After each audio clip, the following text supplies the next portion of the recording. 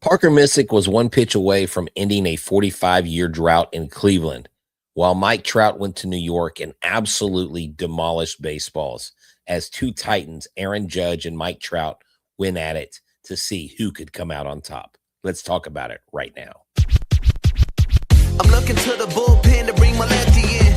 Keep the lead and make your team look pedestrian. It's in your wheelhouse, we'll swing for the fence. You know it's money around here, man, I ain't talking expense. Strike one, heat it low in the way you can't hit it. You know you want to start a rally, but you better forget it. Strike two, off speed, same spot, your car looking. Get ready at the plate, this time you're not cooking. Strike three, swinging out of the zone. You ain't even touch it first. Tell me how they gonna drive you home. Walking back, looking like we ain't cool then. The game's over, might as well put them back to the bullpen, oh yeah.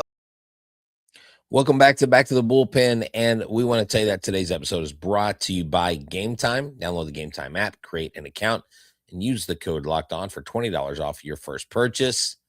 Remember, there's no other place to get tickets from unless you get them from Game Time. Let me bring in my partner in crime, the old 2-9er himself, the lefty. Mike, we've had some really cool baseball that's happened in the last 48 to 72 hours, but we also have something that's happened in the last 24 hours, and we're going to talk about those things in news across the league. You're muted still. Sorry. Yeah, it's been an interesting few days, but, we're going to start off with kind of a blast from the past. A guy that is arguably in his heyday, which, seemingly was a few years ago, was one of the best players on the planet, if not the best player on the planet. This was pre-Shohei, and that's Mike Trout. Mike Trout has a tendency to have a flair for the dramatic. And what happened was he went to New York. And apparently in New York, Mike Trout likes to have big series. And oh my goodness, did he have a big one at the beginning of this week? Yeah, exactly. This guy is 13th all time in OPS. And you know who he's right behind? Two Yankees legends, Mickey Mantle and Joe DiMaggio. Yeah. So, this is somewhat what we would call a vintage performance. At the beginning of the season, we were talking about how Trout actually before the season started. Yeah, spring training. How Trout's, speed seemed to be back. He was healthy.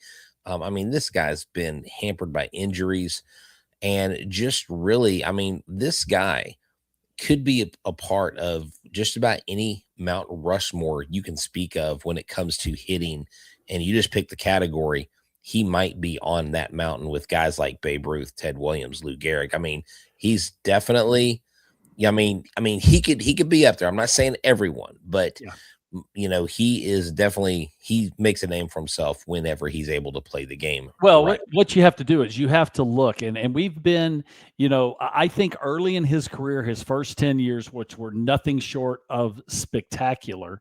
I think we took him for granted. I really did. I think that, he has a couple MVPs, but I think he probably deserves at least one, maybe two more. But he's just a guy that, he never really said anything in the media. He was, very, just the basic cliches. He really didn't get interviewed all that much, just simply because he really didn't have much to say. He did all of his talking with his bat and with his glove on the field. And this year, the instance you were talking about was when early in the season, early in the spring training, he was talking about how he wanted to get back to his elite speed. And what that is running to first base and getting over 30 feet per second, that is what we consider elite. And I think in his first or second game, he went like 29.8 feet per second. So he was right there. He had lost a little bit of weight, but he's been healthy. And we haven't seen a healthy Mike Trout in, seemingly 4 or 5 years. Yeah, he's healthy this year, and he showed it in this series against the Yankees. Yeah, definitely. 5 homers in this series. He was the first to do it since George Bell in 1990. That's a long time. But his final shot was a 446 foot bomb. Mm-hmm. And his OPS sits at 1010 right now. Aaron Judge was no slouch in the series. He hit 4 home runs of his own. So Right. it was almost like a battle of the Titans. It was. I mean, 6 MVPs between them. They hit 9 home runs total. And Aaron Judge was very respectful and very thankful for having a chance to watch him. Now, he didn't like it because he was hitting it against his team. But they have pictures of him in the outfield with kind of a little smirk on his face, shaking his head as he's just blasting balls out of the ballpark left and right. It was a 4-game series. So, this wasn't 5 home runs in 3 games. But, I mean, the first time it's been done in 1990 is how many years ago? I mean, you're talking 26 years ago or 36 years ago. That's pretty incredible. And it's great to see because I think that this is something we have missed. We don't know we've missed it until we see him come back like this. But a healthy Mike Trout, I mean, this guy, because you got to remember, he's not 39 years old. This guy is still, I think he's 33 or 34, somewhere in there. He still has good baseball in him. But the problem has always been staying in between the white lines. He just hasn't been able to do it. He's healthy now, and he just flexed his muscles there in the Bronx. Well, yeah, definitely. On his baseball savant, he's got red across the board, the barrels, the expected slug, expected WOBA. His strikeout rate is down from 32% to 20% on the early season, and he's got his best contact rate of his career. Mm-hmm. So when you take one of the most dangerous hitters in all of baseball and you get him dialed on and you get him on what we call a heater in baseball, you can absolutely see who he is. And look, he's dropped in the rankings. And the MLB's top 100 list, he's dropped all the way down to 82. And rightly so, because he hasn't been healthy. He just hasn't been healthy. From 21 to 25, he just hasn't been on the field. And so what's cool about 4 of his 5 homers is he hit he hit them, I mean, in these back-to-back games. And it was just like Mike is like, here's a game, Mike Trout homer. Here's a game, Mike Trout homer. And just like Aaron Judge was probably watching the ball fly, Yankees fans were like, again, like I'm sure all the crazies, everybody, all the Yankee fans were probably like, quit pitching to this guy, just walk him, quit pitching to him. And so, you know what, knowing Yankees fans as well as I do, and knowing how they are students of the game, they can be as hard, if not harder on a player than maybe anywhere else. I mean, they're Boston, Philadelphia. Those are places. They're hard places to play. They're also appreciative when they see greatness. And I bet that there were some cheers. I mean, 5 home runs in 4 games, against a team that is arguably one of the best teams in the American League. I think you look at it and you say, okay, Mike Trout is still Mike Trout. And I would love to see him have a massive year. I would. I think it would be a great storyline all the way through the season. The only thing you would like better is if you could get him to open his mouth and say something, but that's just not Mike. Yeah, Mike is a real quiet guy. I know recently, in the last couple of years, he became a dad. He'll post some of his, family with his wife and his son, and just I can't imagine. Can you imagine growing up going, Mike Trout is my dad? That would just be cool as a baseball player. You might be a little bit ahead of the curve because of that. And when I say stuff like that, I think of guys like Ken Griffey Jr. and Ken Griffey Sr. Ken Griffey Sr. getting to watch his son perform, and not just perform, but outperform his career, because Ken Griffey was a good baseball player in his right. But to watch his son excel, I think was just really cool to see. And like I said, I've always been a huge fan of Mike Trout. He is one, early in his career, he was one of the few players that I would actually, pay money to go and watch. There's not very many of those, but he was one of them, just because he was just so great at what he did, whether it was defensively. Now, the only thing he doesn't have, he's not a 5-tool player because he doesn't have a great arm, but everything else is there. And here's the scary thing that we may keep an eye on going through the summer here is that You just mentioned that his strikeout rate was way down. Now, when he was winning MVPs early in his career, he was striking out 200 plus times. It was just when he hit the ball, it stayed hit, and then a lot of times it would go out of the ballpark or it was off the wall for a double or whatever he was doing. With the way he's swinging the bat right now, and he has an increased contact rate and a reduced strikeout rate, that may mean that he is in line for having another monster year that he hasn't done in 5 or 6 or 7 years. But would love to see it. I think it would be great for baseball. I think it would be great for baseball all the way across the country, and it would be great for Angels fans just simply because they don't usually have a whole lot to cheer for. Yeah. And that's definitely one of the more painstakingly, and hey, if you're a loyal Angels fan, tip of the hat to you, because Houston, because that's the city I grew up in. I mean, Houston hasn't, these last 10 years have been amazing, but it wasn't like that growing up. So you go back to 11, 12, and 13 when they were losing 100 plus games. And I think it was 2013. They went 51 and 111. But even before that, the years of basically irrelevance. Oh, it's just the Astros kind of thing. Yeah. But in our next couple segments, we're gonna touch more on this. Pitchers having to adjust with the ABS, and I think you have a unique perspective being a former pitcher yourself. And then we'll talk about this history that was narrowly missed in Cleveland, but we'll hit that on the other side. Hey, everybody, thank you for tuning in to Back to the Bullpen. We appreciate you watching us. Thank you for stopping by. I want to tell you about our friends at Rugged. Now, look, the NHL playoffs are here, and every shift matters. Every moment is intense, and the pressure is at its highest.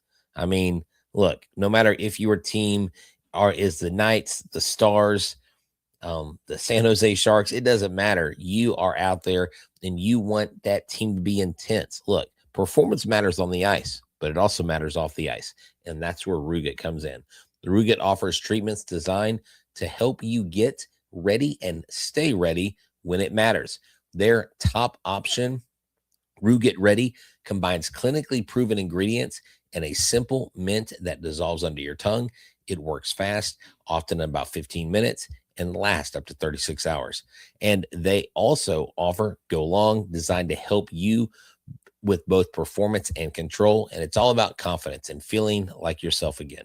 So head to Rugged.com/LockedOnNHL and get 15% off your ED treatment. That's RUGIET.com/LockedOnNFL for 15% off. Rugged, performance medicine for men. And we want you to go to we want you to check out the Everydayer Club. Why? Because look, people like you are special to us, and we want you to get all the advantages and have all the fun.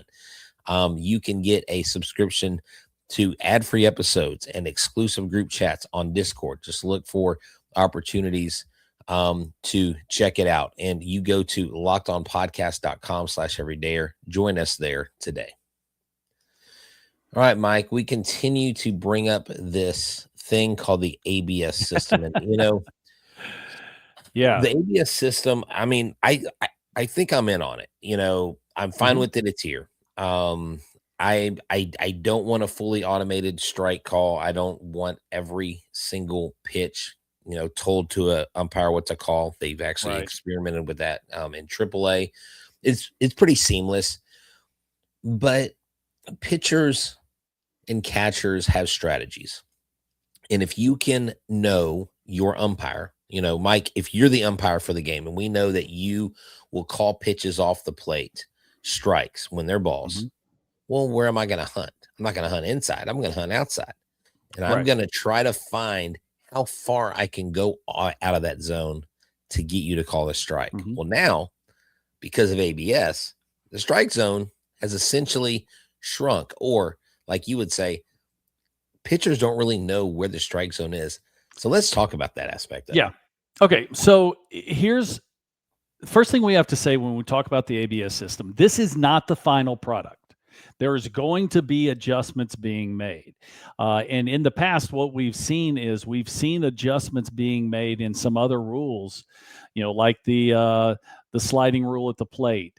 The issues at second base, trying to get, trying to save infielders' legs and stuff like that, breaking up double plays. It takes about 3 years to get to the final product. So this is, and I think it's been an overwhelming success thus far. But what is the one thing that you knew was going to happen? There's going to have to be the first adjustments that are going to have to be made are going to be on the field, and then they can make adjustments to the rules. And what we've seen is pitchers having a tough time. The walk percentage has gone up, which I think you can understand a little bit. Here in 2026 so far, the base on balls percentage has gone up to 9.9%. That is up from 2025 from 8.4%. Now that's a substantial jump. And to tell you the truth, the last time it was above 9, it was in the pandemic shortened season of 2020, and it was 9.2. The crazy thing is the strikeout rate is relatively the same. It's a little bit higher, but not much. And the on base percentage is actually down. So it's kind of crazy to think about how this is all, and where they're having the biggest problem is the top of the zone. Now, hasn't baseball tried? Have they tried to make a concerted effort to get more runs scored? Correct, shorter base paths, year in and year out. That's what they've tried. That's the whole jest in the pickoff moves at first base. Well, so isn't the ABS system is counterproductive to that, or is it supposed to improve run out? But you understand what I'm saying? Like, I don't think this one was actually put there to actually create more runs. I think this is one of those rules that you can actually look at and say, in its infancy, what was this originally designed for? It was to get the calls right.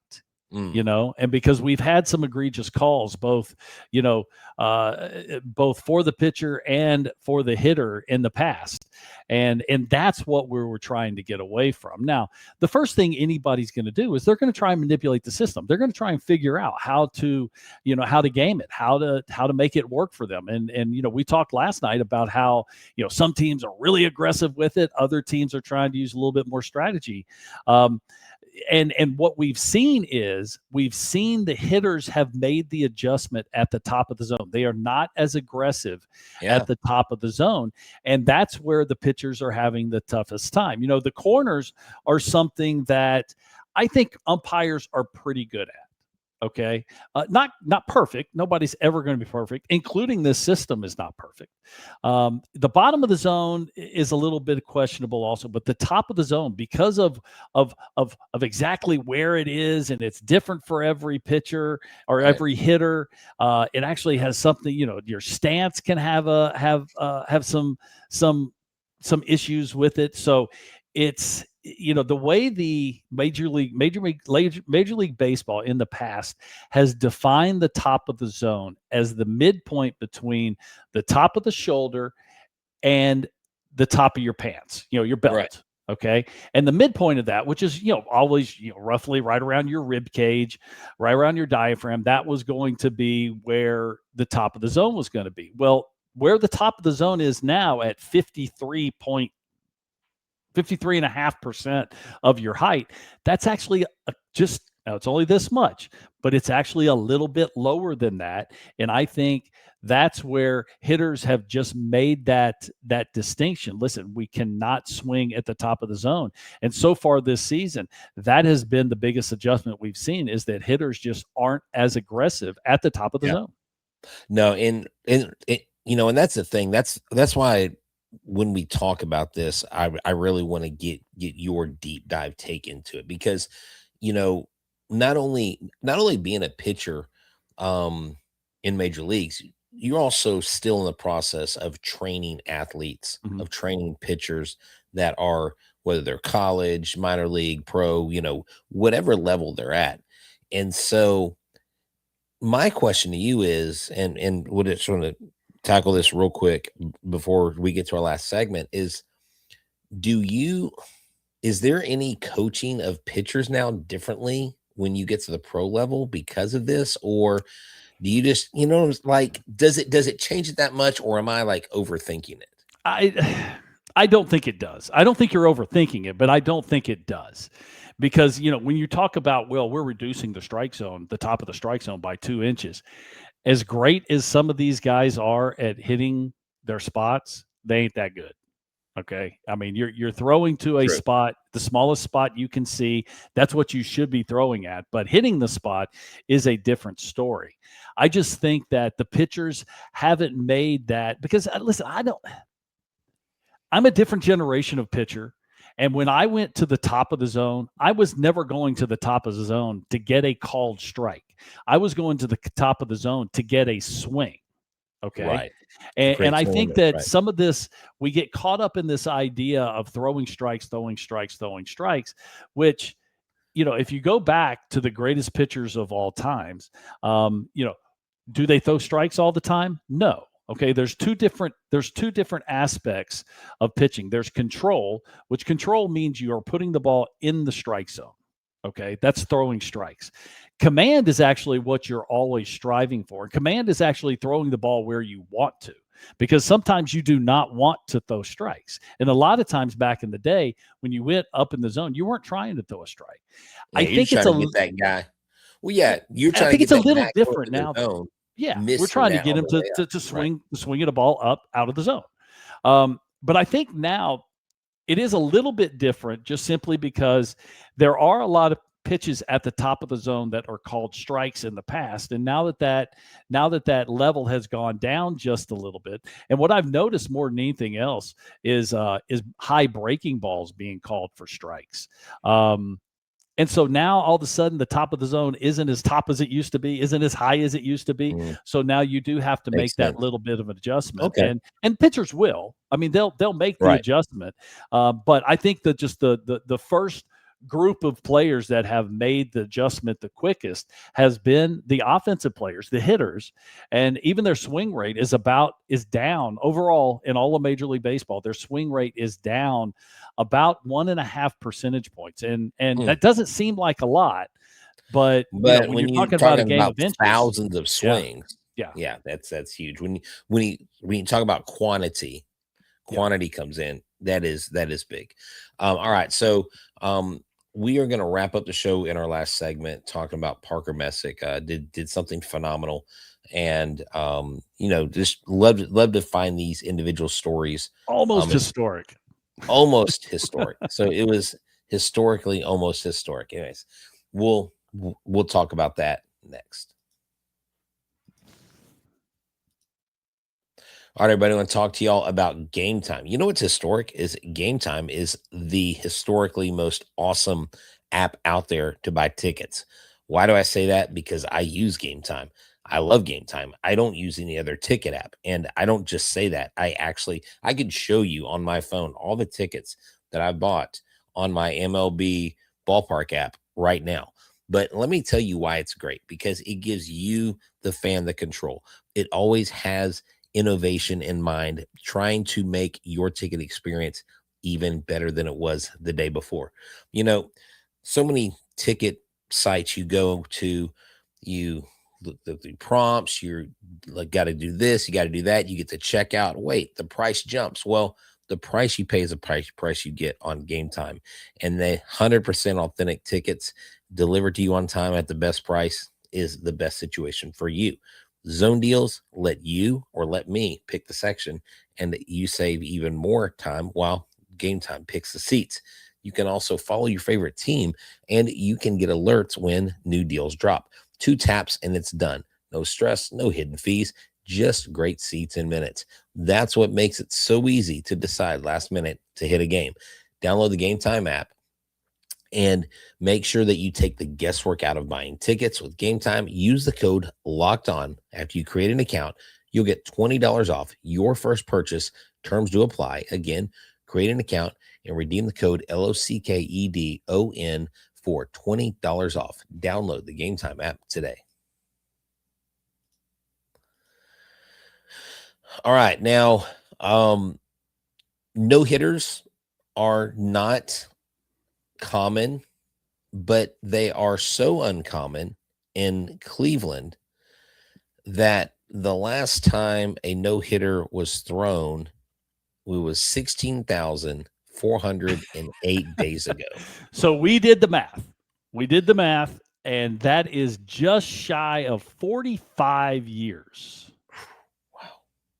You know And who that's it crazy was? because, but think about how many great pitchers, the Guardians and then the Indians before that, how many great pitchers they've had Yeah. go through there. Tell us who it was. Who was the last no hitter for the Indians/Guardians organization?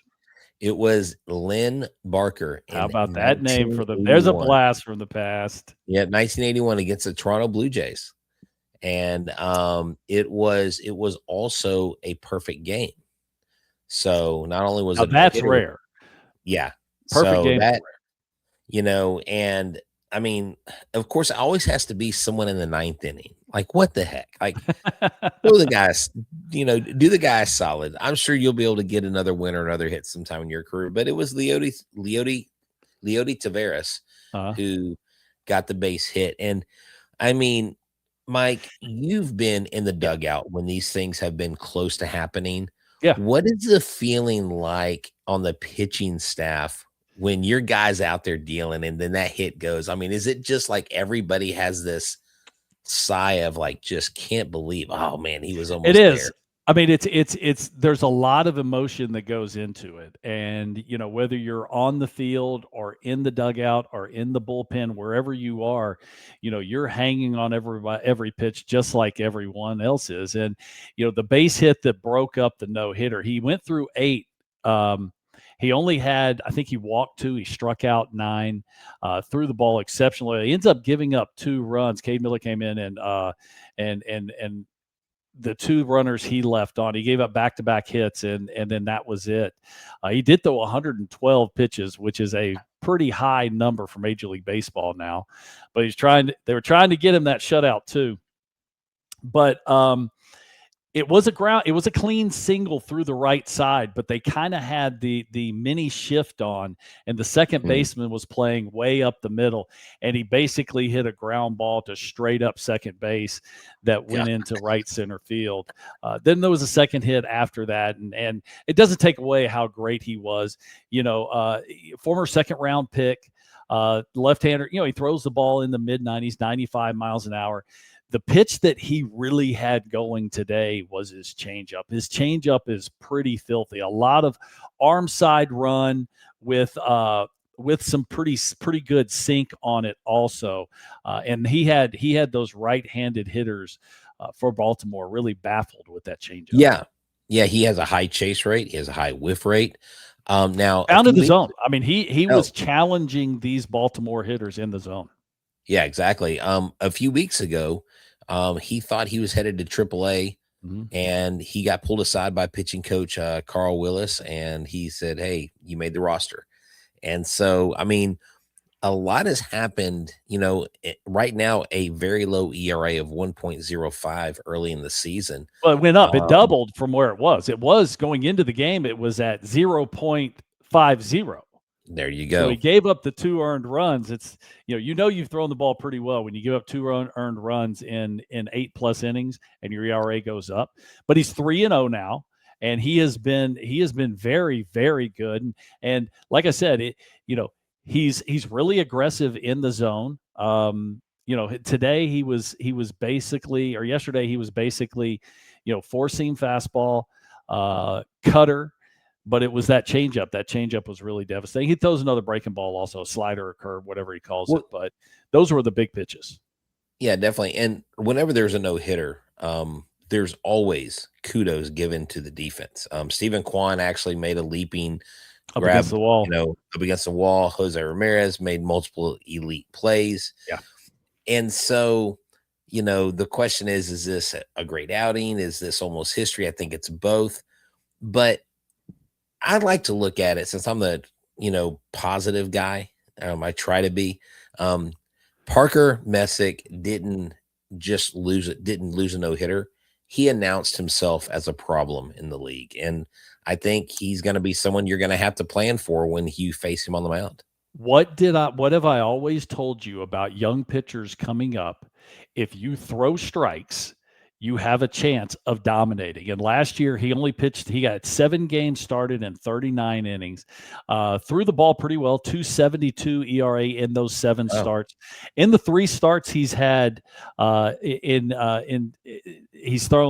only given up 11 hits in 17 innings. He's 3-0. Or actually, I guess this was his 4th start. He has been outstanding. He's throwing strikes. He's challenging hitters. And I've always said that if you have a young arm, big league hitters don't like to hit off players that they don't have a track record against. You might watch as much video as you want. It's not the same as actually seeing it in live, up close and live. And if you throw strikes, you have a really good chance of dominating. And I'm not saying that he's not this good, but when the league gets a little bit more history on him, a little bit more experience on him, it may be a little bit different. But I love his aggressiveness. I mean, we saw just a couple years ago, Ronel Blanco's 8th start of his career throws a no-hitter. Right. I was actually there. That's the first no-hitter that I've witnessed in person. I can't tell you how many one-hitters I was a part of. I watched Nolan Ryan growing up. He threw like the most one-hitters. Yes, he did. Yes, he did. So, most no-hitters and the most one-hitters. That's crazy. But yeah, you know what? We want to thank you guys for tuning in to Back to the Bullpen, because here at Back to the Bullpen, we know that you are loving the content, and we want you to make us your first listen, and we want you to get this show ad-free. So make sure you check out the Everydayer Club, because it is built for you. The Everydayer, look, over the weekend, I'm sure storylines are going to stack up. Mike and I will come back. We will give our professional analysis, both from a major league perspective and from someone who has been doing this for about 10 plus years. So thank y'all for tuning in. And for those of you on video, make your first listen, the first ever 24/7 national Locked On podcast network on YouTube, and on audio, make your second listen Locked On MLB. So thank y'all for tuning in. For myself, for Mike, and everybody here at Back to the Bullpen, y'all have a good one and play ball. Adios.